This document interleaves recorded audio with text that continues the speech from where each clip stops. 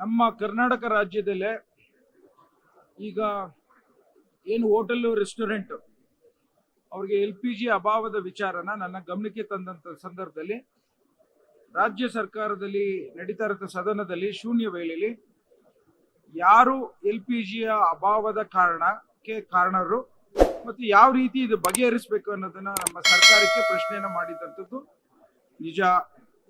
ನಾನು ನಮ್ಮ ಸರ್ಕಾರ ಗಮನಕ್ಕೆ ಏನ್ ತರಲಿಕ್ಕೆ ಹೊರಟಿದೆ ಅಂತಂದ್ರೆ, ಇವತ್ತು ಯಾವುದೇ ಒಂದು ಈ ತರ ಬಹಳ ಅವಶ್ಯಕವಾದಂತ ದಿನಚರ್ಯದ ಪದಾರ್ಥಗಳಲ್ಲಿ ಇವತ್ತು LPG ಬಹಳಷ್ಟು ಮುಖ್ಯವಾದಂತ ಅಂಶ. ಅದು ಪ್ರತಿಯೊಂದು ರೆಸ್ಟೋರೆಂಟು, ಹೋಟೆಲ್ಸ್ಗಳು, ದಿನಬಳಕೆಯ ಮನೆಗಳು, ಶಾಲಾ ಹಾಸ್ಟೆಲ್ಗಳು ಮತ್ತು ಎಲ್ಲ ರೀತಿಯ ಕನ್ವೆನ್ಷನ್ ಸೆಂಟರ್ಸ್ಗಳಲ್ಲಿ, ಹಾಸ್ಪಿಟಲ್ ಯೂಸ್ ಮಾಡೋಂಥ LPGಗಳು ಇವತ್ತೇನು 900 ಇಂದ 1200 ರೂಪಾಯಿ ಇದೆ.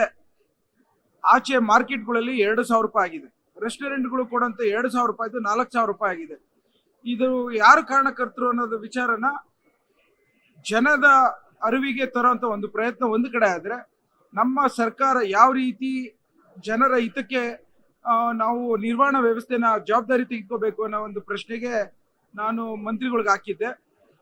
ಆ ಕಾರಣಕ್ಕೋಸ್ಕರ ಇವತ್ತು LPG ವಿಚಾರದಲ್ಲಾಗ್ಲಿ, ಪೆಟ್ರೋಲ್ ವಿಚಾರ ಆಗಲಿ, ಡೀಸೆಲ್ ವಿಚಾರ ಆಗಲಿ, ಕೇಂದ್ರ ಸರ್ಕಾರ ಜವಾಬ್ದಾರಿಯಿಂದ ನುಣ್ಣಿಸ್ಕೊಳ್ತಾ ಇದೆ.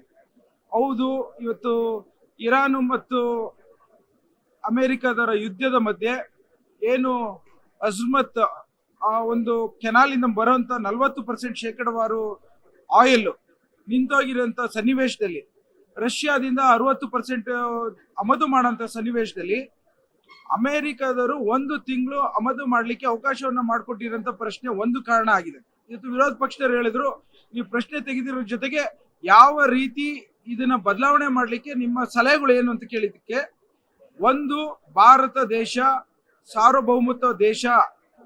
ಇವತ್ತು ನಮ್ಮ ಕೇಂದ್ರ ಸರ್ಕಾರ, ಮೋದಿಯವರ ಸರ್ಕಾರ ರಷ್ಯಾದ ಆಯಿಲ್ನ ಆಮದು ಮಾಡೋಂಥ ಹಿನ್ನೆಲೆಯಲ್ಲಿ ಅಮೆರಿಕದವರ ಅನುಮತಿ ತೆಗೆದುಕೊಳ್ಳಬೇಕು ಅನ್ನೋ ಪರಿಸ್ಥಿತಿ ನಿರ್ಮಾಣ ಮಾಡಿರೋಂಥ ಕಾರಣ ಏನು ಅನ್ನೋದನ್ನ ಜನಕ್ಕೆ ಕೇಳಬೇಕು. ಎರಡನೇದು, ಪೆಟ್ರೋಲಿಯಂ ಮಿನಿಸ್ಟರ್ ಆದಂತ ಹರ್ದೀಪ್ ಸಿಂಗ್ ಪೂರಿ ಅವ್ರದ್ದು F-15 ಫೈಲಲ್ಲಿ ಬಂದಿದೆ. ಆ ಕಾರಣಕ್ಕೋಸ್ಕರ ಅಡವು ಇಟ್ಟಿದ್ದೀರಾ ಅನ್ನೋ ಒಂದು ಪ್ರಶ್ನೆ ಜನಸಾಮಾನ್ಯರು ಕಾಡ್ತಿರೋದನ್ನ ನಾನು ಸದನದಲ್ಲಿ ತಂದಿರೋಂಥ ಪ್ರಶ್ನೆ. ಅದ್ರ ಜೊತೆಗೆ ಇವತ್ತು ಭಾರತ ದೇಶ ಯಾವುದೇ ಯುದ್ಧಕ್ಕೂ ಬಹಳಷ್ಟು ಶಾಂತ ರೀತಿಲಿ ಎಲ್ಲದಕ್ಕೂ ಉಪದೇಶ ಹೇಳುವಂತ ಸಂದರ್ಭದಲ್ಲಿ ಇರಾನು ಮತ್ತು ಅಮೆರಿಕದ ಯುದ್ಧದಿಂದ ನಾವು ಈ ಒಂದು ಆಯಿಲಿನ ಹೊರೆನ ಯಾವ ಕಾರಣಕ್ಕೋಸ್ಕರ ತೆಗೆದುಕೋಬೇಕು? ಇವತ್ತು ಕೇಂದ್ರ ಸರ್ಕಾರ ಏನು ಎಸ್ಮೋ ಅಂತ ಒಂದು ಜಾರಿ ತಂದಿದ್ದಾರೆ. ಅದರಲ್ಲಿ ಇವತ್ತು ಯಾವುದೇ ಒಂದು LPGಯ ದಿನ ಬಳಕೆ ಸುಮಾರು 30 ದಿನಗಳ ಅವಶ್ಯಕತೆಯ ಒಂದು ವ್ಯವಸ್ಥೆಯನ್ನು ಮಾಡಬೇಕಾಗಿರ್ತದನ್ನ ಬಹಳ ಹೆಚ್ಚಿನ ಜವಾಬ್ದಾರಿ ತೆಗೆದುಕೊಂಡು ಎಲ್ಲೋ ಒಂದ್ ಕಡೆ ಅವರ ವಿದೇಶ ನೀತಿಯ ಪಾಲಿಸಿಗಳು ಫೇಲ್ಯೂರ್ ಆಗಿದೆ ಅನ್ನೋದನ್ನ ಇದು ತೋರಿಸುತ್ತೆ ಅಂತ ಹೇಳಲಿಕ್ಕೆ ಹೊರಟಿದ್ದೇನೆ.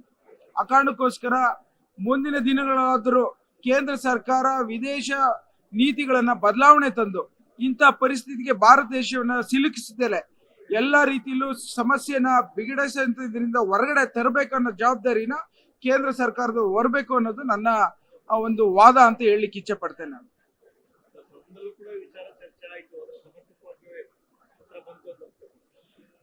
ಈಗ ನಾನು ಇವತ್ತು ಕೇಂದ್ರ ಸರ್ಕಾರದ ಒಂದು ಹೊಣೆನ ಯಾಕೆ ಹೇಳ್ತಾ ಇದ್ದೀನಿ ಅಂತಂದ್ರೆ, ಇದು ರಾಜ್ಯ ಸರ್ಕಾರಕ್ಕೆ ಯಾವುದೇ ಮಂತ್ರಿಗಳಿಗೂ ಇದು ಕಾನೂನು ವ್ಯವಸ್ಥೆಯಲ್ಲಿ ಅವ್ರಿಗೆ ಪಾತ್ರ ಇಲ್ಲ. ನಾವುಗಳು ಇವತ್ತು ರಷ್ಯಾದಿಂದ ಏನ್ ಇಂಪೋರ್ಟ್ ಮಾಡ್ತಾ ಇದ್ದಾರೆ ಒಂದು ಆಮದನ್ನ, ಅಮೆರಿಕದವರನ್ನ ಧಿಕ್ಕರಿಸಿ ನಮ್ಮ ಸ್ವತಂತ್ರವನ್ನ ನಿರ್ವಹಣೆ ಮಾಡ್ಬೇಕಾದಂಥದ್ದು ಭಾರತ ದೇಶದ ಕೇಂದ್ರ ಸರ್ಕಾರ ಜವಾಬ್ದಾರಿ ಅಂತ ಒತ್ತು ಕೊಟ್ಟು ಹೇಳಲಿಕ್ಕೆ ಇಚ್ಛೆ ಪಡ್ತಾ ಇದ್ದೇನೆ.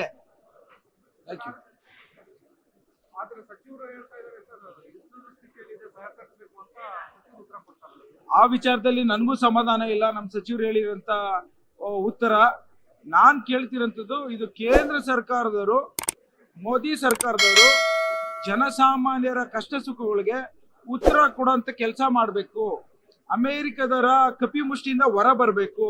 ಅವರಲ್ಲಿ ಈಗ ಯಾವ ರೀತಿ ಅಮೆರಿಕದವರು F-15 ಫೈಲ್ಸ್ ಹಿಡ್ಕೊಂಡು ಎದುರಿಸ್ತಾ ಇದ್ದಾರೆ, ಅದನ್ನ ಪೂರ್ಣ ಮಾಹಿತಿನ ಜನರಿಗೆ ಹೇಳಬೇಕು ಅನ್ನೋ ಒಂದು ವಿಚಾರ ಹೇಳಲಿಕ್ಕೆ ಇಚ್ಛೆ ಪಡ್ತೇನೆ. ಲೇಟೆಸ್ಟ್ ಹಾಗೂ ಇಂಟ್ರೆಸ್ಟಿಂಗ್ ಸುದ್ದಿಗಳಿಗಾಗಿ ಬಾಸ್ ಟಿವಿ ಕನ್ನಡ ಚಾನೆಲ್ನ ಸಬ್ಸ್ಕ್ರೈಬ್ ಮಾಡಿ. ಹಾಗೆಯೇ ಬೆಲ್ ಐಕಾನ್ ಪ್ರೆಸ್ ಮಾಡಿ. ಇದರ ಜೊತೆಗೆ ಫೇಸ್ಬುಕ್, ಇನ್ಸ್ಟಾಗ್ರಾಮ್, ಎಕ್ಸ್ ನಲ್ಲೂ ಮಿಸ್ ಮಾಡದೆ ಫಾಲೋ ಮಾಡಿ.